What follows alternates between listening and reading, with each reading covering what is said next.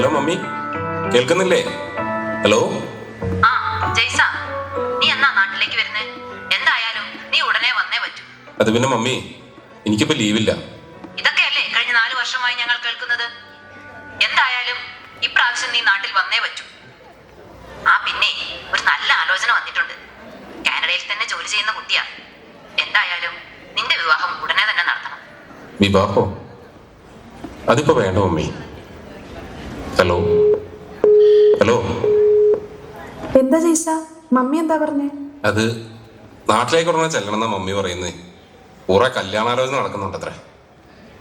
നോക്കൂ ജയ്സ, കഴിഞ്ഞ 4 വർഷമായി നമ്മൾ ലിവിങ് ടുഗദറായി ജീവിക്കാൻ തുടങ്ങിയിട്ട് കുറെ ആയി ഞാൻ ശ്രദ്ധിക്കുന്നു. നിനക്കിപ്പോ ആ പഴയ സ്നേഹമൊന്നും എന്നോടില്ല. ഇനി നാട്ടിൽ പോയി വേറെ പെണ്ണ് കെട്ടാനാണ് നിന്റെ വിചാരമെങ്കിൽ അതിനു മുമ്പ് നിന്നെ ഞാൻ കൊല്ലും.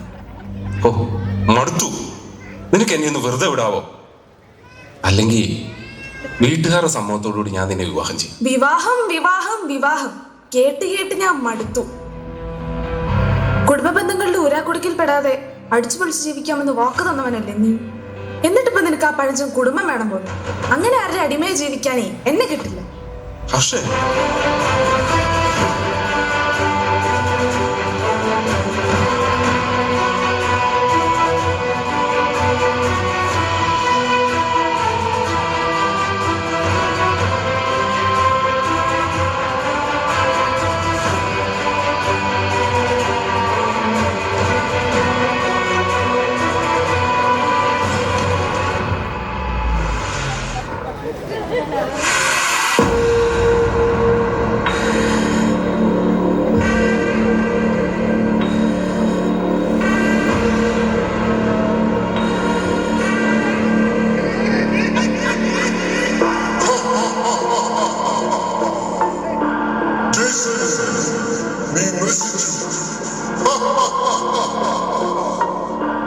നിങ്ങൾ ആരാ?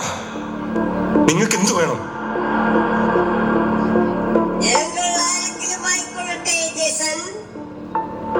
നിനക്കിനി രക്ഷയില്ല. നീ നശിച്ചു.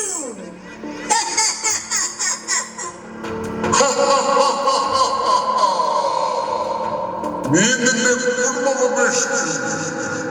നീ നിന്റെ ദൈവത്തെ ഉപേക്ഷിച്ചു. നീ ഒരു മഹാപാപി.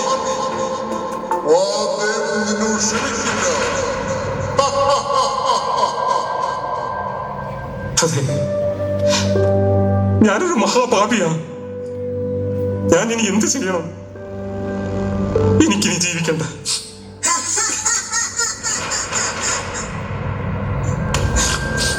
നീ മരിക്കണം. നീ മരിക്കണം.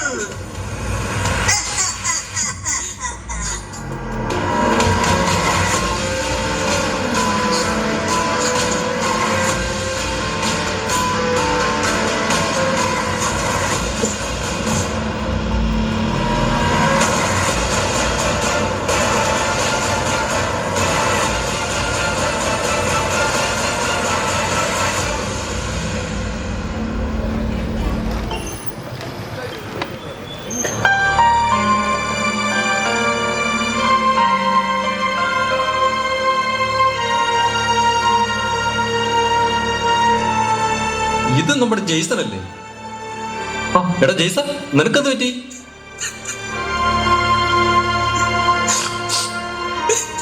ആ തോമസ് സാറേ, ഇത് നമ്മുടെ ജെയ്സണാ. സാർ ഓർക്കുന്നില്ലേ? സാറ് ഞങ്ങൾ 12ാം ക്ലാസ്സിൽ വേദപാഠം പഠിപ്പിച്ചിട്ടുണ്ട്. ആ ജെയ്സൺ, ആ ഓർക്കുന്നുണ്ട്. നിനക്കെന്ത് പറ്റിയടാ മോനെ? സാറേ, ഞാൻ നശിച്ചു. കൂലിപ്പണിക്കാരന് അപ്പനും അമ്മയും കിടപ്പാടം വിറ്റിട്ട് എന്നെ ഈ കാനഡയിലേക്ക് എത്തിച്ച്.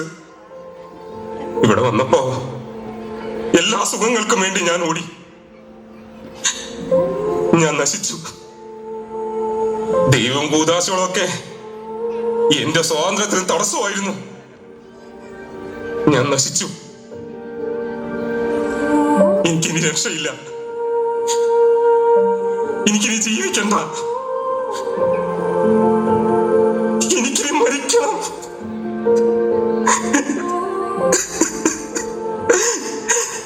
എനിക്കിനി മരിക്കണം.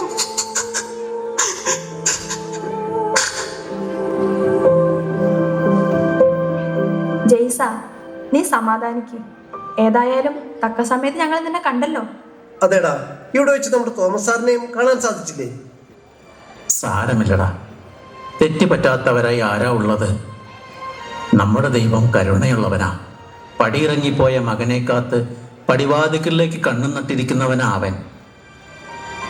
ആ പിന്നെ എൻ്റെ മകനും ഇവിടെയുണ്ട്. ഞാനിവിടെ വന്നിട്ടിപ്പോൾ 2 മാസമായി. അടുത്ത മാസം തിരിച്ചു പോവുകയും ചെയ്യും.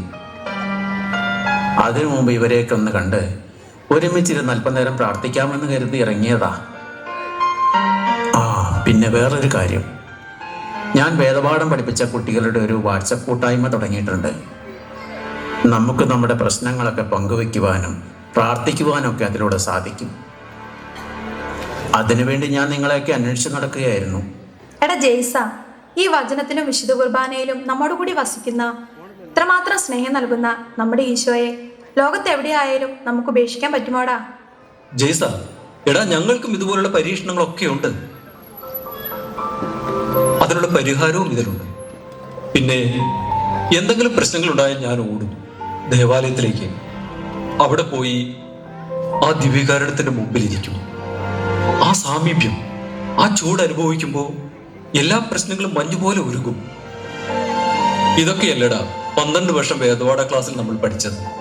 പിന്നെ ഇടയ്ക്കൊക്കെ ഞാൻ തോമസ് സാറിനെ വിളിക്കും. സാറിന്റെ ഓരോ വാക്കും എൻ്റെ മനസ്സിന് വല്ലാത്തൊരു കുളിർമ നൽകും. പിന്നെ സാറേ, ഞാനിവിടെ വേദപാഠം പഠിപ്പിക്കുന്നു. എനിക്ക് സന്തോഷമായി. 3 യോഹന്നാൻ 1:4 പറയുന്നത് പോലെ എൻ്റെ മക്കൾ സത്യത്തിലാണ് ജീവിക്കുന്നതെന്ന് കേൾക്കുന്നതിനേക്കാൾ വലിയ സന്തോഷം എനിക്കുണ്ടാകാനില്ല.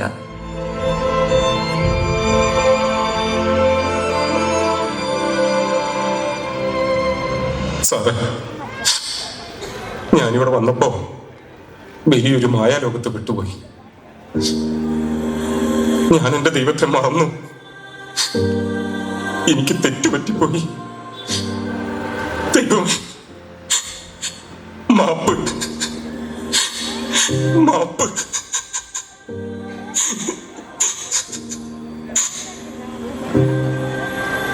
ഞാനിനി നാട്ടിൽ പോകും. എനിക്ക് പുതിയൊരു ജീവിതം വേണം. എന്റെ യേശുവിന്റെ കൂടെയുള്ള ജീവിതം. മോനെ,